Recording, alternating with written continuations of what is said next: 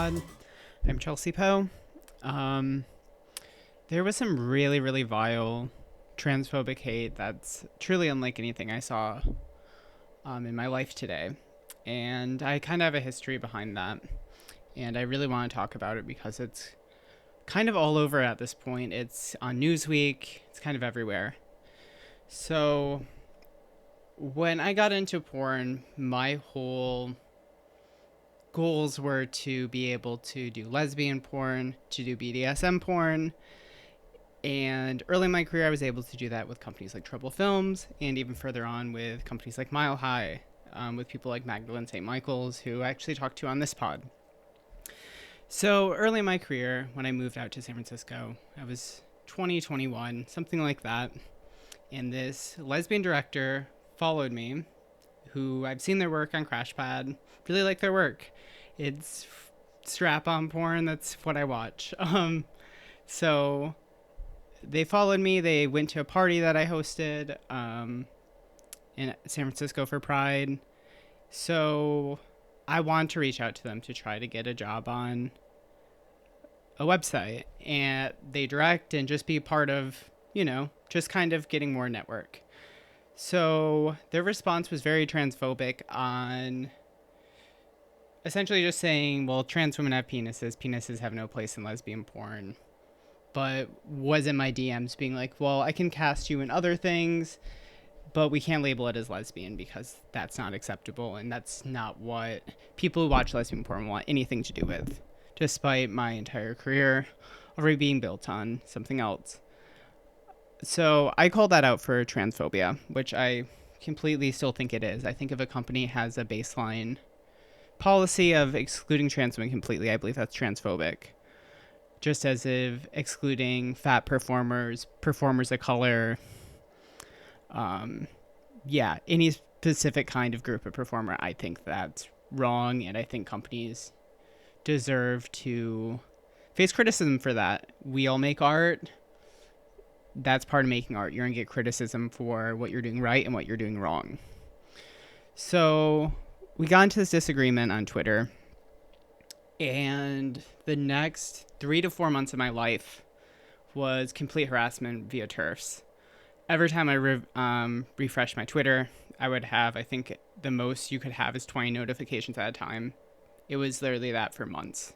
Continued misgendering, continued calling me names. There was even people that made a paper doll of me, but they assumed my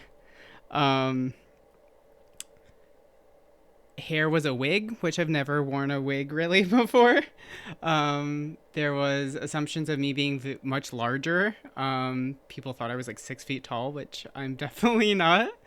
And just like all this kind of transphobic stuff thrown at me. And it honestly took years of dealing with that in therapy and realizing I actually really do have PTSD from online harassment, because humans aren't supposed to deal with that much negative feedback every single day.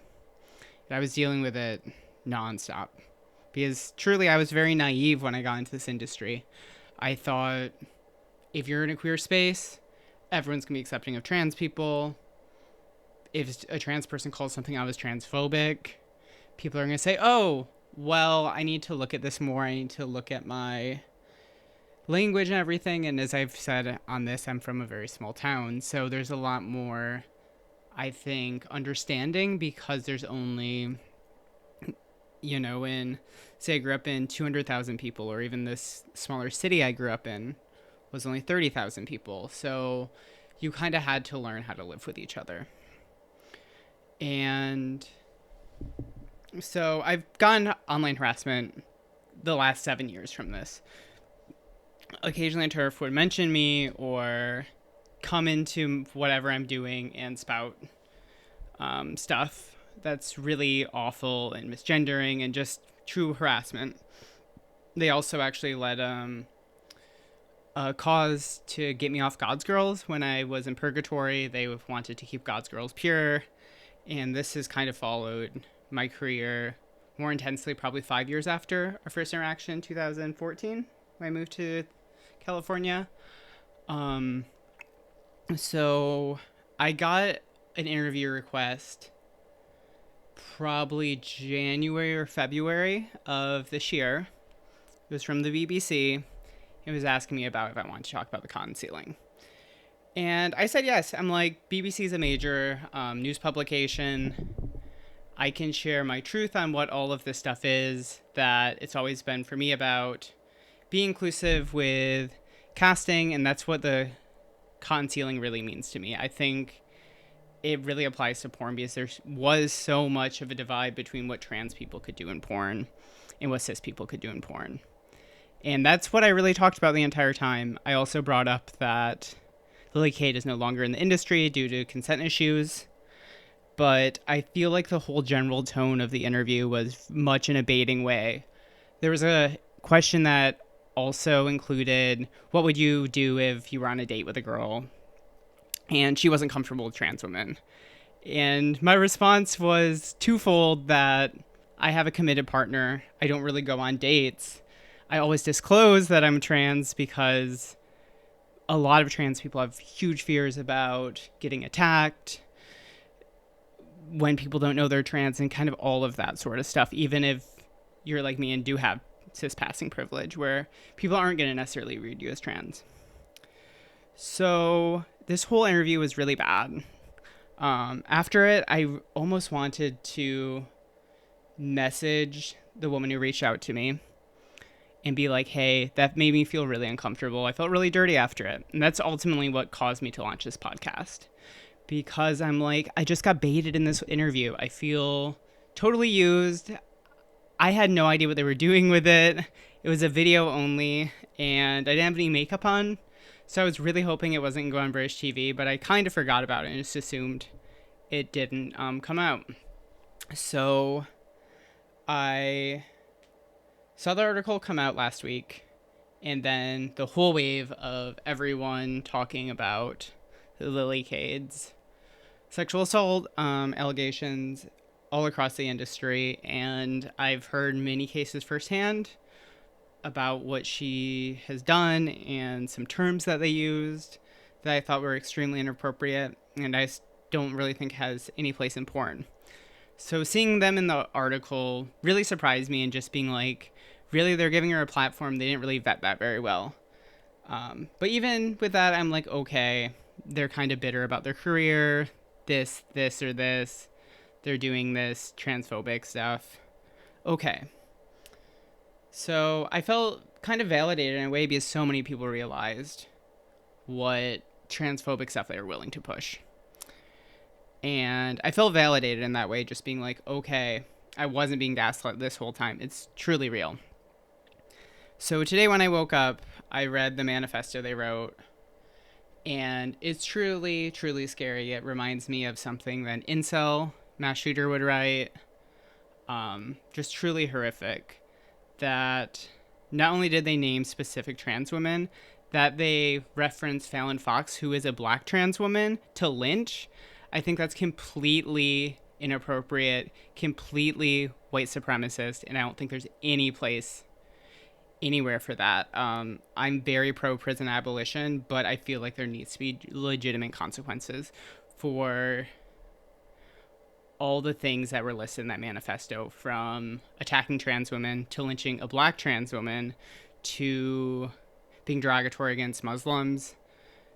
I truly don't think that it's safe that they're in society as a whole right now, and I think they're not in a mentally right space.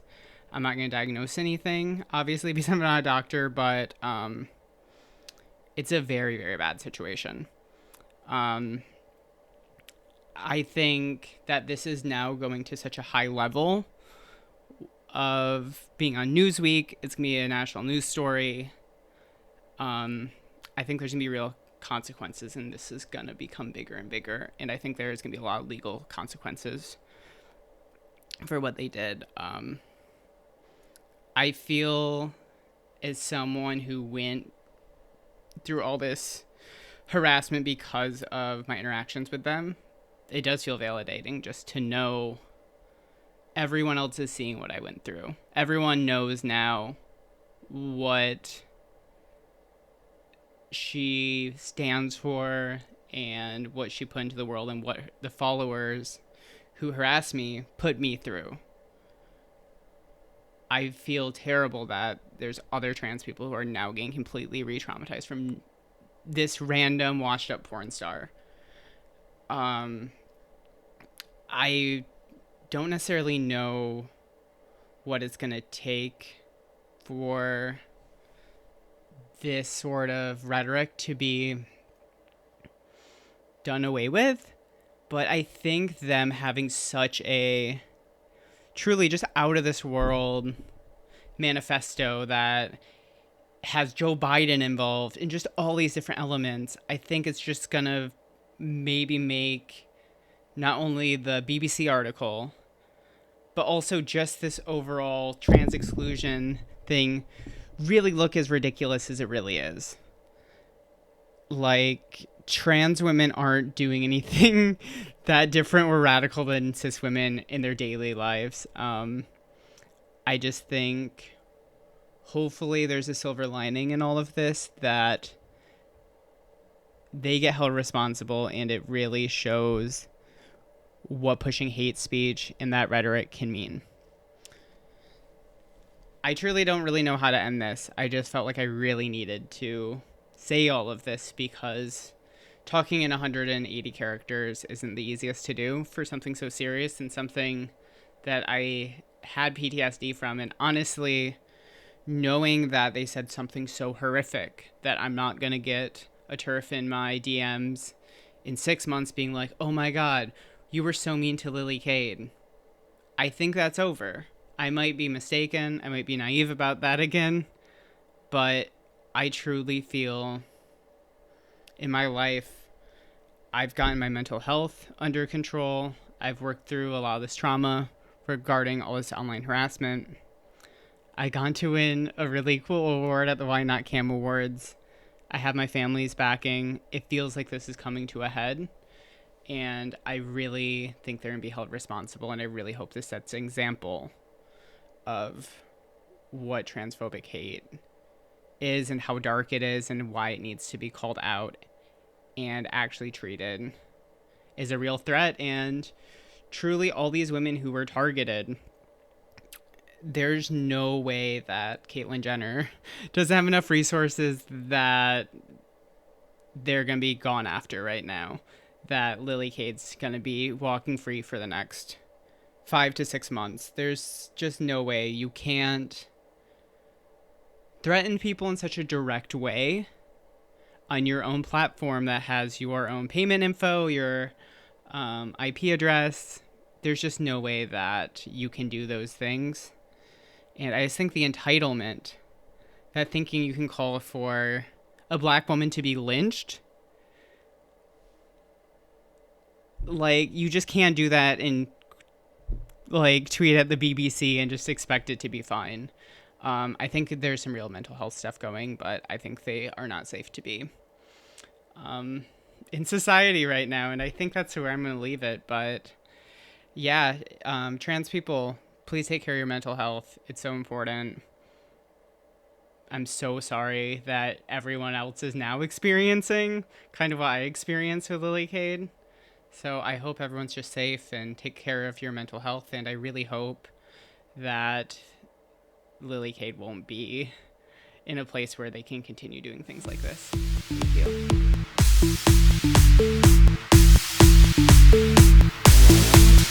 you.